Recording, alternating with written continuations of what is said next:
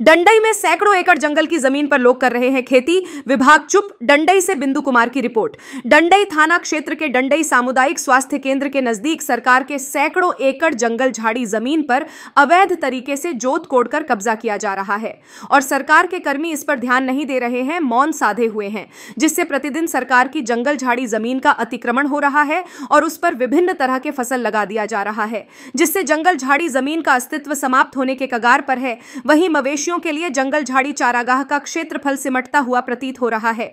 पशुओं को चराने के लिए किसान दर दर भटक रहे हैं।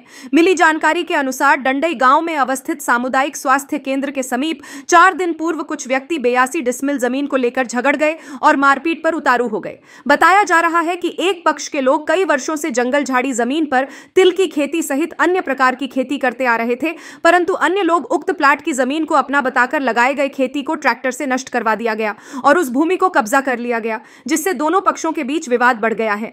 एक पक्ष के व्यक्ति अरशद अंसारी ने बताया कि खाता 10 प्लॉट नंबर 674 रकबा 82 डिसमिल गैर मजरूआ जमीन पर हम लोगों का कई वर्षों से कब्जा है, परंतु जमीन का बंदोबस्त नहीं हुआ है, जिस पर हम लोग वर्षों से खेती बाड़ी करते आ रहे हैं। इस वर्ष तिल का खेती लगाए हुए थे। बताया कि गहरे खेत में लगा हुआ तिल की खेती को गांव के ही अब्दुल मजीद अंसारी वगैरह के द्वारा ट्रैक्टर से जोतकर नष्ट कर दिया गया और जमीन को अपना बताकर कब्जा कर लिया।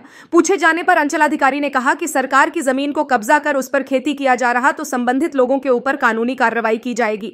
राजस्व कर्मचारी इंदेश्वर बैठा ने कहा कि सामुदायिक स्वास्थ्य केंद्र के समीप अधिकतर जमीन जंगल झाड़ी की जमीन है जो सरकार की है। यदि लोग कब्जा कर उस पर खेती बाड़ी कर रहे हैं तो गलत है, उसकी जांच की जाएगी। वहीं प्रभारी अंचलाधिकारी देवलाल करमाली ने कहा स्थल का निरीक्षण किया जाएगा। यदि सरकार की जमीन को कब्जा किया जा रहा है और उस पर खेती किया जा रहा है तो संबंधित लोगों के ऊपर कानूनी कार्रवाई होगी। धन्यवाद।